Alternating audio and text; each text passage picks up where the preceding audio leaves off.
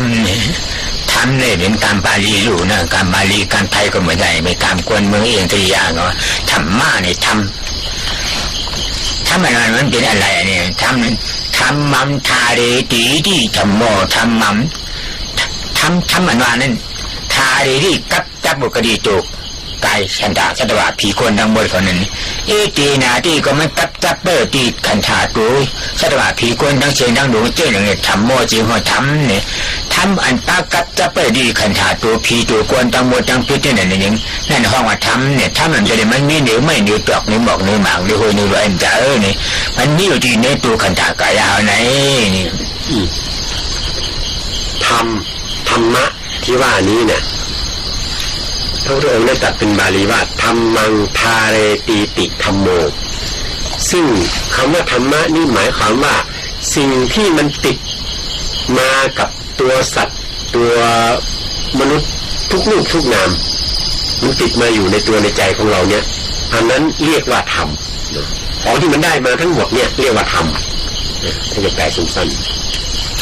ทำมันว่าเนี่ยมันมีหลายธรรมล่ะเนี่ยมีกุศลธรรมอกุศลธรรมนะอัปยากตาธรรมพุทธะเจ้าว่ากุศลธรรมาอกุศลธรรมาอัปยากตาธรรมาเนี่ยธรรมังนิชัดดานิจีวะทัพพะชัมมิจันตินี่พุทธะเจ้าว่ามีกุศลธรรมเนี่ยอกุศลธรรมกุศลธรรมมันว่านั่นมีกล้าเนี่ยมีไว้ชาวเอ็ดกุศลธรรมปาโลกุตระเนี่ยมีชาวเอ็ดโลกุตระจีอันโลกี17เนี่ยกุศลธรรมเนี่ยอันนั้นก็ปากับจับเปิดที่ในขันธากายตัวดูว่าทั้งหมดทั้งมิตรเจอมักแต่ผูกก็ปากับจับเปิดก็ที่ในเจอได้เปลี่ยนผีเป็นช้างปากับจับเปิดก็ที่ในเจอได้เปลี่ยนโกนขึ้นนี่ก็ปากับจับเปิดก็ที่ในนั่นจะห้องว่าทำแล้วทำนี่เป็นเหตุแต่เลยเปลี่ยนผีเปลี่ยนโกนเนี่ยการนี่ป่านี่ทำช้างกู้ชูชามเปิงนะกู้ชูชามเปิงว่ากรรมว่าจะกู้ชูเปิงหนึ่งหรือว่าจะกู้ชูเปิงหรือว่าจะกู้ชูเปิงหนึ่งในชามเถืองนี่ทำตาที่เกิดจ่ายเปลี่ยนรูปเนี่ยทำอันนั้นเกิดเมาเกิดเอาตายนั่นนำเป็นทำหน่อยนำเป็นแล้วกุศลกู้ชูมากสีเนี่ยทำเอาเกิดเอาตายทีนี้ทำดังที่ว่านั้นเมื่อมาแยกออกแล้วมันจะแบ่งออกเป็นสามหมวด3อย่างคือกุศลธรรมอกุศลธรรมและอัพยากตาธรรมกุศลธรรมคือการทำคุณงามความดีอกุศลธรรมคือทำความชั่วผิดศีล5นั้นอัพยากตาธรรมคือทำที่ไม่ดีไม่ชั่วอยู่กลางๆอย่างเช่นความวางเฉยอย่างนี้เป็นอัพยากตาธรรมทีนี้เมื่อมาพิจารณาแล้ว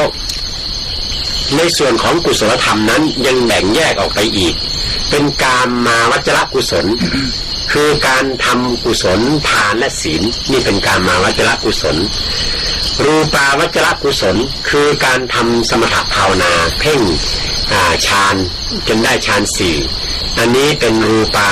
วัจรกุศลอรูปาวัจรกุศลกุศลอันที่3คือการทำฌานที่เป็นอรูปฌานอันนี้เป็นอรูปาวัจรกุศลอันนี้เป็นส่วนของกุศลที่พาให้เวียนว่ายตายเกิดอยู่ในโลกนี้เป็นโลกียะกุศลแต่ว่าอีกอันหนึ่งนั้นเป็นธรรมที่พาให้พ้นออกจากโลกนี้คือโลกุตระกุศลเพราะฉะนั้นกุศลทั้งหมดนี้มี4อย่างเนาะมี2อย่างใหญ่คือโลกียกุศลกับโลกุตระกุศลโลกียกุศลก็มีกามาวัจรกุศลรูปาวัจรกุศลอรูปาวัจรกุศลเนาะมี3อย่างโลกุตระกุศลนี่มีอันเดียวอันนี้คือทำในส่วนของกุศลคะแนนอากุศลธรรมาเนี่ยอากุศลธรรมอันปากับจับปุติเอาเนี่ยมีไว้อยู่12นะโลภะใจโลภะเปียกเชนโตชาช่องเชนโมหะหันช่องเชนร่วมกัน12ใน12ให้เปลี่ยนเหตุทำตาที่ก็เอาเปลี่ยนในมาลายที่จะจากที่ตาชูด้วยไก่อเปชีพงหลงนั่นให้พวกเด็กเปลี่ยนแล้วเขาฉีดผงนั่นอ่ำเย้าไม้ฉีดบอกกันห้องว่าอกุศลธรรมเนี่ยอกุศลธรรมทีนี้อกุศลธรรมมีจิตประกอบถึง12ดวงนะส่วนของอกุศลธรรมนั้นแบ่งออกเป็นโลภะ 8 ดวงโทสะ2 ดวงโมหะ2 ดวงรวมเป็น12 ดวงนะมีจิตอยู่12 ดวงที่เป็นจิตอกุศลเนาะอกุศลธรรมอันในอาป้ายากตาเนี่ยป้ายากตาเนี่ยกู้ฉุนก็ไม่ใช่นะกู้ฉุนก็ไม่ใช่เป็นช่างเป็นป้ายากตาป้ายากตานั่นเหตุตาที่กะเกิดตายนั่นก็ปามันนะปามันปามันเนี่ยมันเป็นผลเกิดตายอันหนึ่งเลยเหตุเกิดตายมาอันหนึ่งอันนำเจ้าของเกิดของตายนั่นห้องว่ากิริยาทำเนี่ยนะอันกะเอาเกิดเปลี่ยนผีเปลี่ยนช้างเปลี่ยนโกนนะห้องว่าวิบากทำนั่นทำเป็นอภิยากตานี่นี่ก็มีไว้อยู่กิริยาวิปากเจริญเชกมี3 เปิงนะ3 เปิงนั่นเนี่ยเจริญเชกกันมันเก่าห้อมจำไผ่ก็กับเป็นเก่าห้อมจำกู้โฉเป็นกู้โฉเพราะอยู่ใกล้มันเนี่ยมีจีมีเสียงสังวันเก่าห้อมจำกู้โฉเป็นกู้โฉนั่นเท่าว่าเจริญเชกเจริญที่เยอะกันการกับเปียบปัดจับเปิลเฉลี่ยใจเปิลเฮ็ดเปิลชวนเปิลเฮ็ดอันเรียนหายนี่ทีนี้ธรรมประเภทที่3คืออัพยากตาธรรมอัพยากตาธรรมนี้ไม่เป็นทั้งกุศลและไม่เป็นทั้งอกุศลเป็นกลางตัวอัพยากตาธรรมนั้นเป็นส่วนของผลนะคือวิบากคือสิ่งที่จะต้องได้รับจากผลของการกระทำนั้นมันเป็นอัพยากตาธรรมคือต้องรับอย่างเดียวอันที่2คือกิริยาจิตนี่เป็นจิตของพระอริยบุคคลของพระอรหันต์เนอะมันมีแต่กิริยาไม่มีผลทั้งทางลบทางบวกนะมีแต่กิริยาแสดงให้เห็นอัพยากตาธรรมอันที่3คือเจตสิกตัวเจตสิกนี่ตัวมันเนี่ยไม่ทำอะไรแต่ตัวเจตสิกนี้เมื่อมันไปประกอบกับจิตเมื่อไปประกอบกับจิตที่เป็นอกุศลมันก็เป็นอกุศลเมื่อไปประกอบกับจิตที่เป็นกุศลมันก็เป็นกุศลเนาะอันนี้คือธรรมที่เรียกว่าอัพยากตาธรรมมี3 อย่างคำนี้รูปเหรียญน้ำไพ่ลมในสมาธินั่นเป็นอัพยากตาที่4เนี่ยนะอัพยากตาได้ยินรูปเหรียญน้ำไพ่ลมเหรียญนักเหมาน้ำจับยายจิ้มหยอดไพ่ไม่กัดลมเจียบเจียนตรงตัวนิสันแต่จะน่าหลงฉี่ตัวในใจกะหันมาโฮมพร้อมจำมันเนี่ยมีเท่าไหร่เช้าฉี่ตัวโฮมทั้งหมดมีเขาเช้า8ในเช้า8ในชั้นบ้านอย่างเงี้ยว่าในกู้โฉก่อนจะกู้โฉก่อนจะกิริยาก่อนจะในห้องว่ารูปอันนั้นมันปลอมใช่ไหมเนี่ยลายค่ายกำเจี๊ยบกำจ้าเนี่ยกำชาเนี่ยกำเนื้อเด็กกำหนายกำตัวเนี่ยกำตัวเด็กกำกัดเด็กกำไม่เนี่ยไม่ลายค่ายเจ้าเนี่ยจริงจะเขาว่ารูปเนี่ยรูปอันนั้นรูปปฏิทินรูปแบบลายค่ายอยู่แบบก็อย่างด้วยสิเพราะอีที่นั่นก็เป็นจังลายค่ายก็อย่างด้วยใช่ไหมรูปแบบดูจริงจะเขาว่ารูปดูเป็นลายค่ายอย่างก็อย่างด้วยเนี่ยทีนี้อัพยากตาธรรมตัวที่4คือรูปนี่มี28นะรูปมี28อย่างทีนี้ตัวรูป28อย่างนั้นเมื่อมารวมอยู่กับตัวมหาพุทธรูปคือดินน้ำลมไฟนะสภาวะธาตุดินนั้นก็มีหนักมีเบามีแข็งมีอ่อนสภาวะธาตุน้ำก็ซึมซับเอิบอาบแตกแยกเกาะกลุ่มกันเข้า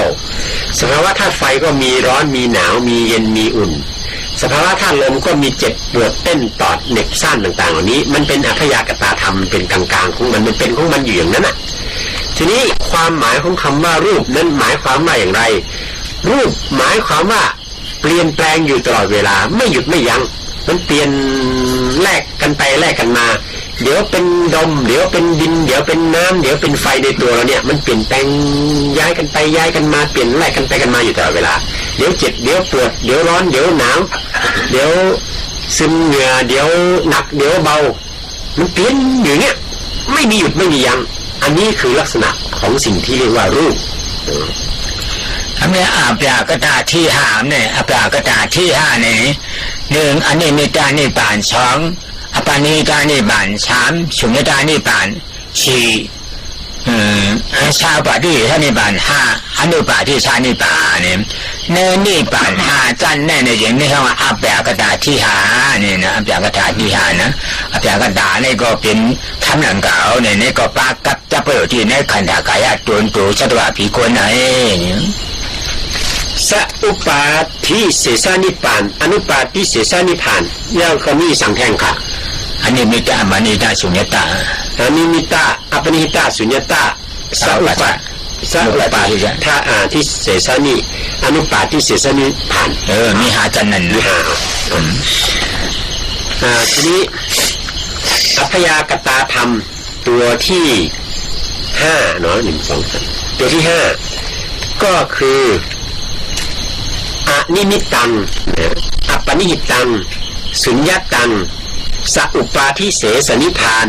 อนุปาทิเสสนิพพานอันนี้เป็นอัพยากตาธรรมคือไม่ซ้ายไม่ขวาไม่ดีไม่ร้ายนะประเภทที่5เนี่ยนี่ปั่นกันเย็นเนี่ยก็เป็นอาบยากระดาษอาบยากระดานวางเห็ดร่าในผลร่าในอันใจมันเลือดออกปากเลยนะกาล่าชามปามมือว่าเหมือนในมือพูกันวางก็มันมีมันเลือดออกปากในห้ออันนี้มีตาเนี่ยมีในขันถากายตัวอันนี้มีตาเนี่ยก็ไม่เยอะก็ไม่เยอะทำกัดก็ได้เยอะทำไม่ตั้งการไม่กัดเจ็บเจ็บต้นด่วนเนี่ยฉันอันกินได้ค่ายแกงกันขึ้นมาเลยขันถากายตัวเจ้าก่อนแล้วเนี่ยเปลี่ยนฝุ่งเปลี่ยนกวางเปลี่ยนโคตรหรือไม่เลยชื่อหนังกวางเต้ากวางชายกวางดินนั่นหวานใจเนี่ยอันตีเปลี่ยนแฉงนั้นก็เปลี่ยนเนี่ยเปลี่ยนปุ่มเปลี่ยนกวางเป็นพูดไว้ก่อนใจอันเปลี่ยนมาก็หลับเปลี่ยนปุ่มเปลี่ยนกวางเป็นพูดไว้ก่อนใจเลยอันจังยิบอันจังเอากระไรยิบเนี่ยจะเปลี่ยนก็เชี่ยงกับหาลายกว่าเปลี่ยนก็เชี่ยงหาลายกว่านั้นนั่นเพราะอันนี้มีตาเนี่ยเพราะอันนี้มีตาเนี่ยมัน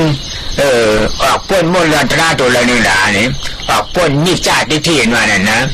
มีจ่าที่อันอยู่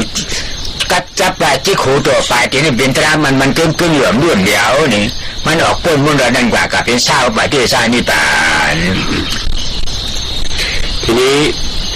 ตัวอัพยากตาตัวที่1ที่เรียกว่าตัวอันที่5เนี่ยมันเป็นกลุ่มที่5เนี่ยนะตัวแรกคืออนิมิตะอนิมิตะนั้นหมายความว่าไม่มีนิมิตหมายที่มาที่ไปอย่างเช่นความเจ็บของเราที่เกิดขึ้นนั้นเมื่อเวลาที่มันเกิดขึ้นนั้นมันไม่ใช่มารอเข้าคิวอยู่ว่าเดี๋ยวความเจ็บจะเข้ามาแล้วนะไม่มีเวลามันเจ็บมันก็จะผุดขึ้นมาเลยแล้วเวลามันหายไปมันก็ไม่ใช่ว่าไปกองอยู่ว่าความเจ็บทั้งหมดที่เกิดขึ้นมันไปกองอยู่ตรงนี้นะมันก็ไม่มีมันไม่มีที่มาไม่มีที่ไปไม่มีที่หมายไม่มีนิมิตหมายเพราะฉะนั้นอันนี้เรียกว่าอนิมิตตังนะไม่มีนิมิตหมายที่มาที่ไปเมื่ออนิมิตตังอนิมิตตะเนี่ยมันพาให้ไปทำลายอะไรไปทำลายความนิจจังความเที่ยงความเห็นว่ารูปนี้เที่ยงชีวิตเรานี่เที่ยงแท้มันยังเป็นคนอยู่อย่างนี้ตลอดไปอะไรต่างๆเหล่านั้นความเห็นว่าเป็นนิจจังมันจะหายไปมันจะเห็นอนิจจังขึ้นมาทันทีเห็นเป็นอนิจจังทันทีเราเห็นเป็นนิจจังเนี่ยอยู่ตลอดเวลาเนี่ยมันเป็นคนสมนึกอยู่ตลอดเวลามันเป็นนิจจังสมนึกอยู่ตลอดเวลาแต่จริงๆมันไม่เที่ยงมันเปลี่ยนแปลงอยู่ตลอดเวลาเป็นอนิจจังอันนี้เป็นต้นอันนี้คืออนิมิตตังอัปปานิหิตังนั่งอันแต่กะมาว่าอันเดียวอันใครเยากูเมื่อยาวอินเมื่อยาวมือเมื่อยาวอันนั้นนั่นเป็นอัปปานิหิตานิป่าเนี่ยนั่นนะอัปปานิหิตาหันอัปปานิหิตานิป่าเนี่ยนะมือหันเทงหนังนั่นมันเป็นเหตุนะอ๋อเป็นผีเป็นคนเนี่ยมันเกี่ยวมันมวนมันเสนาเขาใครเป็นแทงเยาผีเนี่ยเป็นเยาเยาคนเนี่ยเขาใครเป็นแทงมันเป็นเยาเขาใครเป็นแทงอันใครเป็นเขานั่นมีเยาเพราะเขาใครมีเยาเนี่ยก็ห้องว่าอัปปานิหิตามีมังนามีงามจังเป็นผีเป็นคนเนี่ยเปลี่ยนตัวตุข้าหลวงได้เนาะเนี่ยหันเทงหนังเนี่ยห้องว่าอัปปานิหิตานิป่าเนี่ยเป็นสาวป่าที่ชานิป่านจันเองต้องทวนมาให้พวกเราเข้าใจเป็นลำดับให้ถูกต้องว่าข้อที่5นี่คือตัวนิพพานนั่นเองเป็นอัพยากตาธรรมนิพพานนั้นมีอยู่5อย่างที่แยกออกมานะมีอนิมิตานิพพานอัปปนิหิตานิพพานสุญญตานิพพานสัพปาทิเสสนิพพานอนุปาทิเสสนิพพานมี5อย่างนี่เป็นอัพยากตาธรรมทีนี้หลวงพ่อก็อธิบายละเอียดลงไปว่าอนิมิตะเป็นอย่างไรนะอย่างที่รายการไปเมื่อกี้ถัดจากนี้ไปก็เป็นอัปปนิหิตานิพพานอัปปนิหิตานิพพานนี้คือเห็นสิ่งที่ไม่น่าเอาไม่น่าดูไม่น่าเอาไม่อยากได้เป็นของหยาบเป็นทุกข์เนาะอันนี้เมื่อเราหลวงพ่อก็ได้ยกตัวอย่างคนน้อยเนี่ยโอ้ไม่เอาแล้วไม่อยากได้แล้วไม่ เอาแล้วไม่อยากได้แล้วความทุกข์ความเจ็บความปวดอะไรต่างๆเหล่านี้อันนี้เนี่ยเห็นความทุกข์ชัดเนาะเมื่อเห็นความทุกข์ชัดอย่างนี้ได้เข้าถึงนิพพานนั้นเรียกว่าอัปปนิหิตนิพพานเนาะอัปปนิหิตนิพพานเห็นความหยาบความทุกข์ความไม่น่าเอาต่างๆของขันธ์ร่างกายแล้วไม่อยากได้ไม่อยากเอาอันนี้เรียกว่าอัปปนิหิตนิพพานที่ตัวอัปปนิหิตนิพพานเนี่ยมันเป็นสัอุปาทิเสสนิพพานไปด้วยกันในนี้มันซ้ำตัดขาดเปตราตัวละเลยล่ะเนี่ยตราอันนี้นะเนี่ยตัดขาดเปว่าผีเด็กกวนเขาฉางเขาจะเก้งโจน่ะมวนน่ะเชื่อน่ะสุกน่ะเป็นผีตัวสุกข้าโจมวนน่ะเป็นช้างสุกข้าโจมวนน่ะเป็นคนสุกข้าโจมวนน่ะอันนี้น่ะมันเป็นสุขุที่ในโลกาเนี่ยจริงมันเปลี่ยนว่างเลยโลกาหลวงน่ะมันมีสุกมีตัวก้อยน้อยว่ามันหันถึงหนังนี่จังเลยเป็นอนุปาชาวปฏิชานิปานความที่เห็นเป็นเหตุเข้านิพพานด้วยอัปปนิหิตะเนี่ยเห็นความไม่ประณีตไม่ดีไม่งามเนี่ยมันจะไปทำลายอะไรมันจะไปทำลายความเห็นที่ว่าโอ้การได้มาเกิดเป็นคนร่ำคนรวยเป็นเทวดาแต่ละชั้นเป็นพรหมอะไรต่างๆนี่มันเป็นความสุขอย่างยิ่งเนาะความเห็นที่เป็นอย่างนี้เนี่ยมันจะถูกความทุกข์ความทรมานความหยาบความไม่น่าดูไม่น่าเอาอัปปนิหิตะเนี่ยมาทำให้มันคลายจางให้มันหายไปความเห็นอย่างนั้นให้มันหายไปเนาะให้มันดับไปเมื่อมันดับลงไปได้แล้วมันก็ทำให้เราปล่อยละวางธาตุขันธ์อัตตาของเราแล้วเข้าถึงนิพพานโดยทางที่เรียกว่าอัปปนิหิตนิพพานก็ในชงเนตาเนี่ยมันชงเนตาเนี่ยชุนย่ายอัตตาชุนย่ายมากเป่าอัตตาน่ะเก่าเฮาเก่าเราบ่ไทยใหญ่เขาไทยใหญ่เขาจะเป็นว่าไทยนี่มันว่าเก่านะมาพอจะมีน้องไทยเขาเรียกว่าเฮาเนี่ยมี4-5ก้อนนะเก่าเนี่ยมีก้อนเดียวนะเก่าเฮานั่นน่ะเป็นเก่าเฮานั่นเนี่ยเป็นอัตตานั่นนะเก่าเฮาเนี่ยน่ะอันน่ะอัตตามีสุญญาเป่ารีบเปิดทางไว้อยู่เนี่ยที่อันเก่าเฮาอันว่านั้นติ้นมาเยี่ยมเมียขาตุ้ยหากันเลยก็มีสังละมีเจ็บมีสังละมีไม้มีสังละมีกัด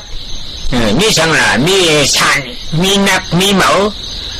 เดี๋ยวเราหยินน้ำไผ่รวมจากกับเฉพาะตราอยู่ทานลงชาเปลี่ยนนั่นนี่มีเขาที่นั่นไว้นะโดยเฉพาะมีสังละพี่ช้างกวนยิงกวนใจว่าอันจังยิบเอาออกเนกันเลยอันจังเอากับตั้มเอาเต้าหากำหากันเลยเนี่ยเป่ารีบป่วยพังไว้นั่นเพราะว่าสุญญตานี่ป่าเนี่ยพองเอาหันถึงอนัตตาเฉพาะนั่นเนี่ยหันที่สุญญตานี่ป่าเนี่ยพอนดีไม่ตัดขาดกับเป็นพัฒนาเลยนะตัดขาดปัดเปียดอันว่าเก่าเฮานั่นตัดขาดปัดปุ๊บเปียดมีเก่ามีเฮาหลงในโลกายเป็นอนัตตาเฉพาะอะไรก็หลงในโน้นว่าแจ้งเรื่องมันเจอก่อนนั่นเพราะว่าซาอุปาติซาสุญญตานี่ป่านั่นเองทีนี้มาถึงสุญญตานิพพานสุญญตานี่มาจากคำว่าสุญญะเป็นศูนย์อัตตาคือเราคือกูนะที่หลวงพ่อบอกว่าเก๋าเลยนะเก๋าอัตตาคือเราคือกูนั่นเองสุญญตานิพพานก็คือการเข้านิพพานโดยไม่มีความเป็นเราไม่มีเราไม่มีอัตตาไม่มีอัตตานั่นเองนะทีนี้สุญญตานิพพานนั้นมันเป็นสุญญะอัตตาได้อย่างไรที่เราว่าเป็นเรานั่นน่ะลองหาดูสิมองเข้าไปหาเข้าไปในขันธ์ทั้ง5เนี่ยมันมีตรงไหนที่มันเป็นเรามันไม่มีส่วนไหนเลยที่บอกว่ามันเป็นเราเมื่อมองเข้าไปมีแต่อะไรมีแต่ความเจ็บความปวดความเต้นความตอดความเหน็บความซ่านความร้อนความหนาวความหนักความเบา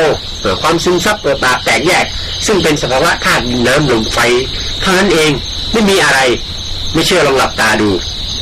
หาดูให้เจอสิว่าเรามันอยู่ตรงไหนไม่มีอันนี้จึงได้ชื่อว่าสุญญตาไม่มีอัตตาไม่มีตัวเราเมื่อมีความเห็นชัดอย่างนั้นแล้วว่าไม่มีส่วนไหนเลยที่เรียกว่าตัวเราเมื่อเป็นอย่างนั้นแล้วมันไปทำลายอะไรความที่เห็นสุญญตานี้มันเห็นอนัตตานั่นเองมันไปทำลายความเป็นอัตตาความเป็นเราความเป็นอัตตาเป็นเราเนี่ยมันไม่มีหาที่ไหนก็ไม่เจอในตัวเนี่ยมันถูกทำลายไปด้วยความที่เราเห็นความจริงว่ามันเป็นอนัตตาอันนี้เรียกว่าสุญญตานิพพาน เมื่อเข้าถึงสุญญตานิพพานอย่างนี้มันก็เป็นสัพอุปาทิเสสนิพพานด้วยนะเป็นสุญญตะสัพอุปาทิเสสนิพพานเนาะสัพปาทิเสสนิพพานนั้นขันธาทุกขาหลงในมีอยู่อัตตาติที่วิจิกิจฉาเสียประตูประดานอันนี้นั้นเป็นโสดาบันขันธาทุกขาหลงในมีอยู่กิเลสแปดตัวในเงาเงืออ้วนเหมือนเรื่องก้นข้อนั่นเป็นชาวปาฏิเสสนิพพานขันธาทุกขาหลงในตึกมีอยู่กิเลสแปดตัวนั่นก็ได้ทีหน้าเกินหนึ่งในหมาหน้าเกินหนึ่งไว้นั้นเพราะว่าอนาการชาวปาฏิเสสนิพพานขันธาทุกขาหลงในมีอยู่จะอันดับไหนมาจะทั้งเชียงทั้งโมจะนั่นหมาหน้าก็มีเยอะทีหน้าข้านันวางก็มีเยอะเจียงได้มาไหนมาไหนไกลนั่นตราเปียตัวเก่าตัวนั่นเนี่ยไม่ใช่อะไรทับคว้างเอาเสียเปลี่ยนนั้นดีอยู่เยอะหน่อยจะไหนจะอาราธาบนั่นก็ชาวป่าที่ชานิบันถ้าเปลี่ยนเจ้าเนี่ย40 ปี5 ปีนั่นเป็นชาวป่าที่ชานิบันก็พ้น40 ปี5 ปีวันนี้ทับเอาเข้ากันนั้นห้องว่าอนุป่าที่ชานิบันทีนี้มาถึงสัพอุปาทิเสสนิพพานนั้นหมายความว่าอย่างไรสัพอุปาทิเสสนิพพานนั้นขันธ์ห้านี่ยังมีอยู่นะขันธทุกข์อันนี้มีอยู่แต่ว่ากิเลสตายไป2 ตัวคือพระโสดาบันอันนั้นเป็นสัพอุปาทิเสสนิพพานของพระโสดาบันกิเลสตายไป2 ตัว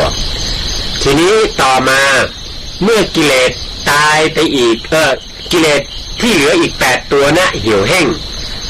อันนั้นเป็นสัพอุปาทิเสสนิพพานของพระอนาคามีจักรกันพระสกทาคามีทีนี้พอประพฤติปฏิบัติไปแล้วกิเลส8 ตัวเนี่ยตายไปอีก6 ตัวเหลือแค่2 ตัวคือหลวงพ่อว่าเหลือถีนะคือความเกียจคร้านกับมานะความถือตัวถือดีเหลืออีกแค่2 ตัวนี้อันนี้เรียกว่าสัพอุปาทิเสสนิพพานของพระอนาคามีเนาะทีนี้เมื่อเจริญปฏิบัติต่อไปอีกกิเลส2 ตัวนั้นดับไปเนาะหมดสิ้นไปเมื่อมันหมดสิ้นไปหมดอย่างนี้แล้วอันนั้นก็เป็นสัพอุปาทิเสสนิพพานของพระอรหันต์เนาะของพระอรหันต์พระสัมมาสัมพุทธเจ้าตลอดพระชนชีพ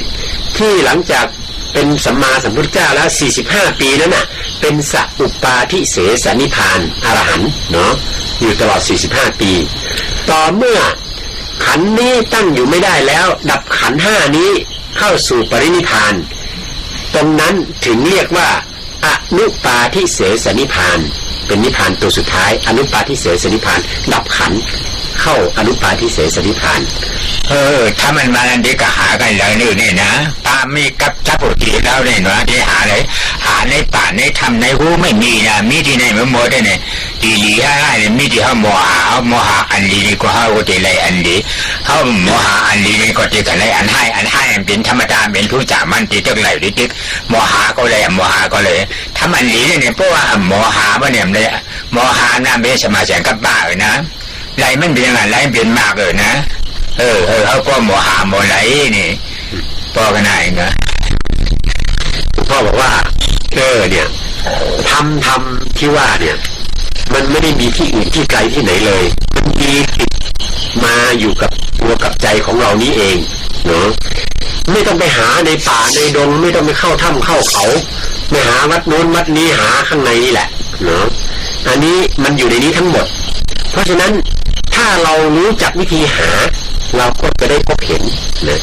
ถ้าเราไม่รู้จักวิธีหาคุณงามความดีอย่างนี้เราก็จะไม่พบเห็นธรรมแต่ในส่วนของความชั่วบาปอกุศลต่างๆเหล่านั้นเราจะหามันก็ต้องเจออยู่ดีเราไม่หามันก็ต้องเจออยู่ดีบาปอกุศลเนี่ยมันทำอยู่ทุกวันเมื่อเรายังไม่ได้ถึงมรรคผลนิพพานกิเลสตัณหาเรายังมีอยู่เพราะฉะนั้นขอให้ท่านรู้จักหาวิธีที่จะหาทำอย่างไรล่ะง่ายจะตายไปให้มีปัญญาสัมมาสังกัปปะสัมมาทิฏฐิ2 ตัวเนี่ยเอาขึ้นมาใช้เอามรรค2 ตัวปัญญามรรค2 ตัวนี้ขึ้นมาใช้ตัวสำคัญคือปัญญาสัมมาสังกัปปะตัวพิจารณาค้นหาเหตุหาผลหาความจริงหาว่าอันไหนเป็นรูปอันไหนเป็นนามแล้วก็จับดูให้ชัดๆเมื่อหาพบแล้วมันก็จะเห็นอนัตต แล้วเข้าถึงมรรคผลนิพพานอย่างนั้นอันนี้คือวิธีหาง่ายๆอย่างนี้แหละธรรมะบรรยายในวันนี้ก็ขอยุติลงเพียงเท่านี้